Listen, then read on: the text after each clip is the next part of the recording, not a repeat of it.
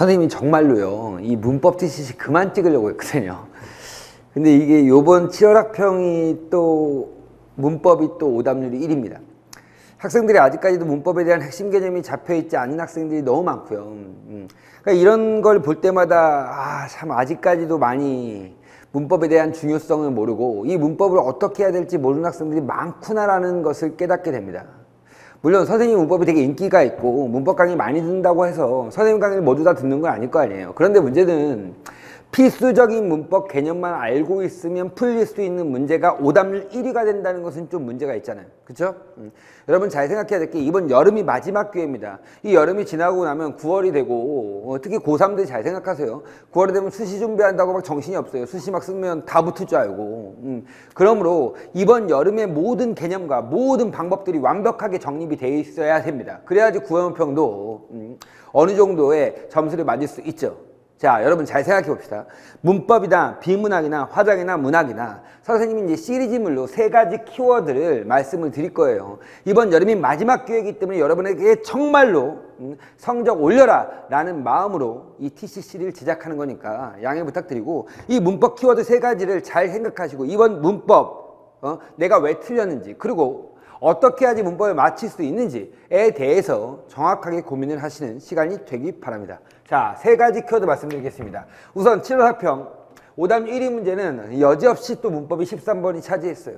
이번에 6월 학평도 문법이 오답률에 2위 2개나 오답률 5위 안에 2개나 들어가 있는 상황이었고요. 그렇다면 우리는 왜 문법을 많이 틀리는가에 대한 고민을 많이 하셔야 되고 그럼 어떻게 해야지 문법을 잘 마실 수 있는 것이냐 라는 관점을 잡으셔야 됩니다. 됐어요? 자, 볼게요.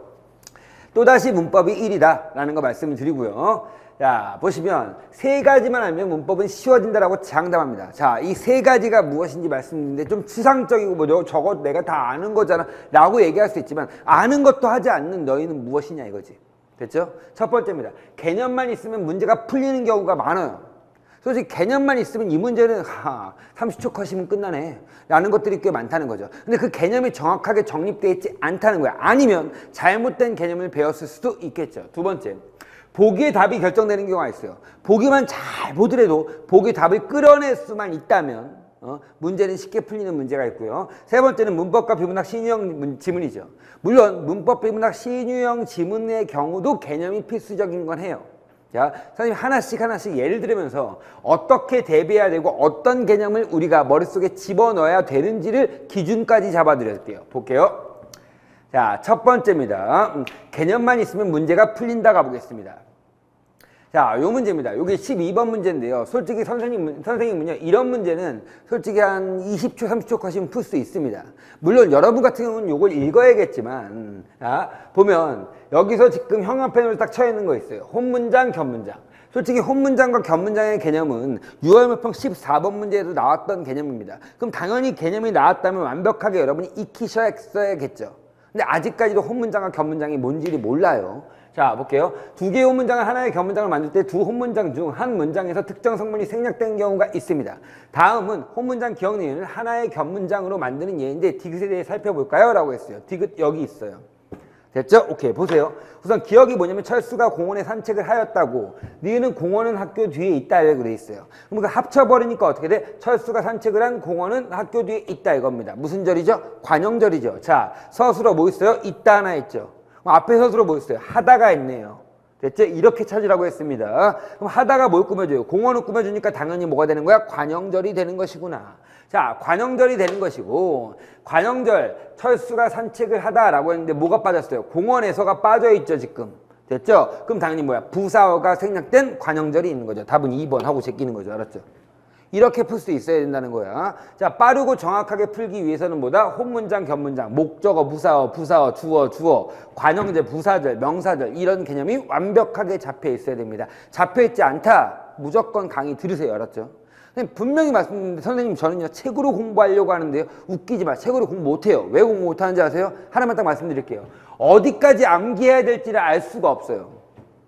책으로 공부하면 이 부분은 암기해라. 이 부분은 암기하지 마. 이런 걸 모른다는 거죠. 아직까지도 뭐야? 사이소리 현상을 암기하는 애들이 있다고. 사이소리 현상 암기하는 거 안 나와요. 암기하는 거 나온다면 뭐다? 그건 공무원이 되는 거예요. 알았죠? 이해 가셨죠? 자, 꼭 명심하시기 바랍니다. 뭐로 공부한다? 강의로 공부해야 된다. 됐죠? 오케이. 두 번째. 두 번째는 뭐냐면 보기에 답이 있다라고 말씀드렸어요. 개념이 없어요. 솔직히 자음과 모음은 알지? 그렇죠? 이 정도는 필수 개념이라는 거지. 그럼 개념이 있어도 문제를 못 푸는 애들도 있죠. 왜? 보기를 끄집어내지 못하니까 보기에서 선지를. 자, 요 문제 보겠습니다. 자, 15번 문제. 이 문제도 많이 틀었던 문제인데요. 6월 모평 문제입니다. 자, 일반적으로 중세구에서는 서술격 조사가, 자, 서술격 조사가 뭐죠?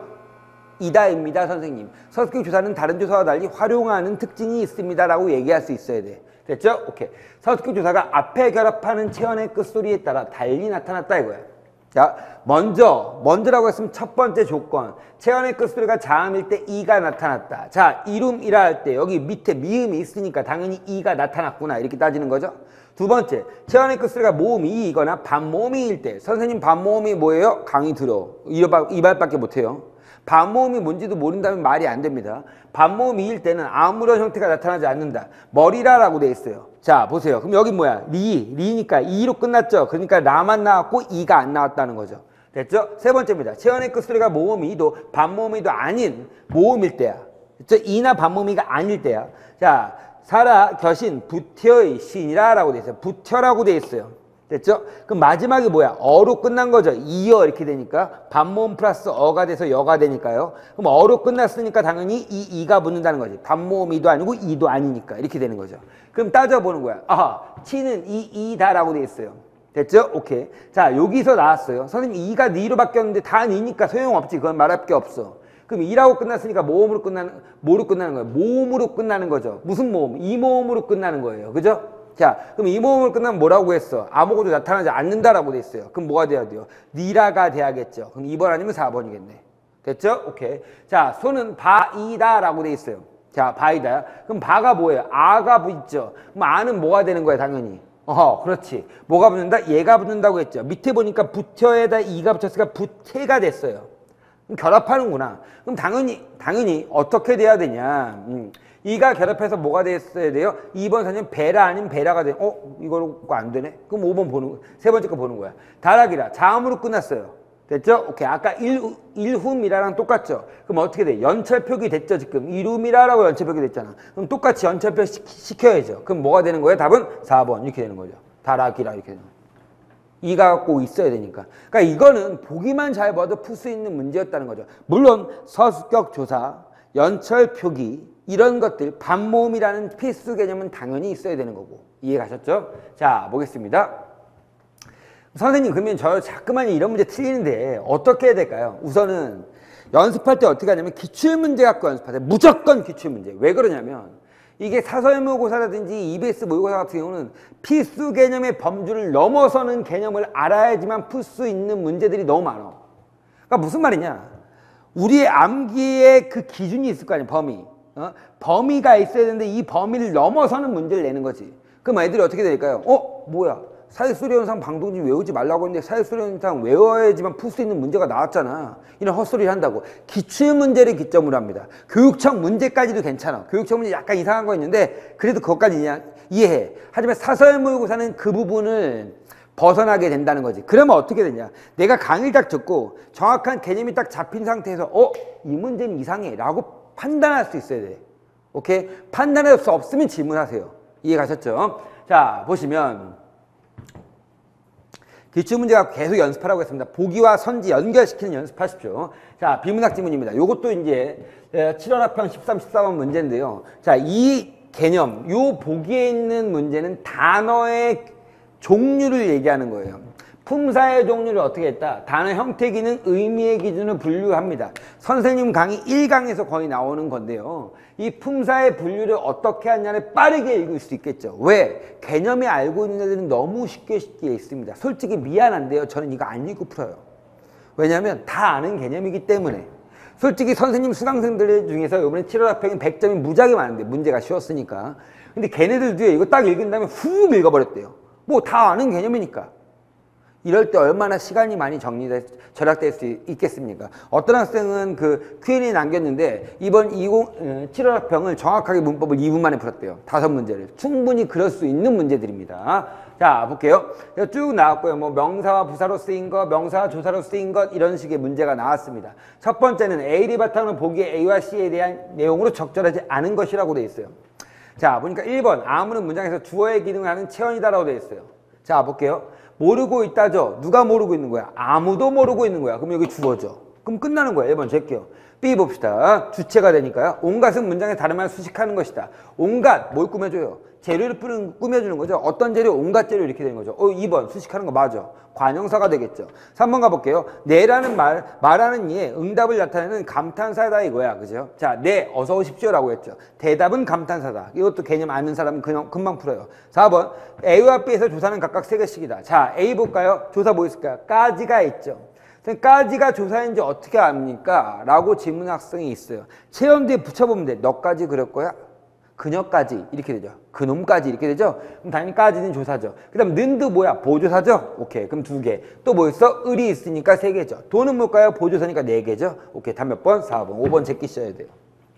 이렇게 풀었어야 돼. 이게 정답률, 오답률 1위 문제라고. 그만큼 여러분의 개념이 없다는 거죠. 자, 그 다음 요 문제. 요 문제 뭐냐면 기억부터 가볼게요. 기억은 뭐라고 했어? 명사와 부사로 쓰인 것이라고 돼 있어요. 명사와 부사로 쓰였대요. 자, 기억 가볼게요.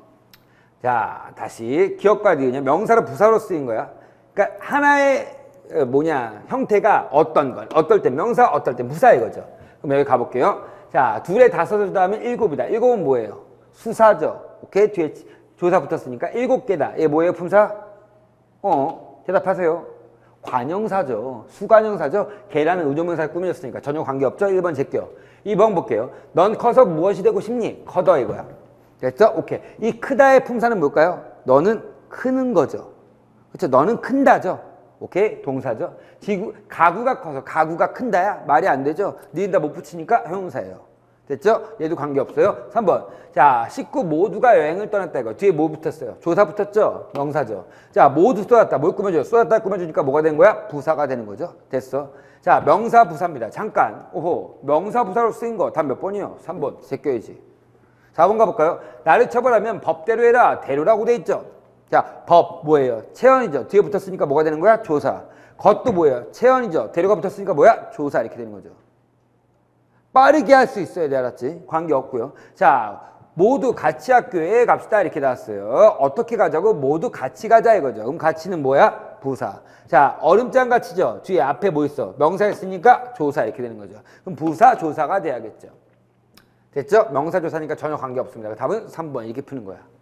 뭔 말인지 알겠죠? 다시 가볼게요. 비문학도, 문법 비문학은 대단히 쉬워요. 구조가. 틀이 쉬운데요. 문법 비문학도 결국은 뭐다? 개념이다. 개념이 알고 있는 애들은 빠르게 읽을 수 있고요. 개념을 모르는 애들은 되게 버벅거리면서 하나씩 밑줄그면서 읽고 있다고 이거를.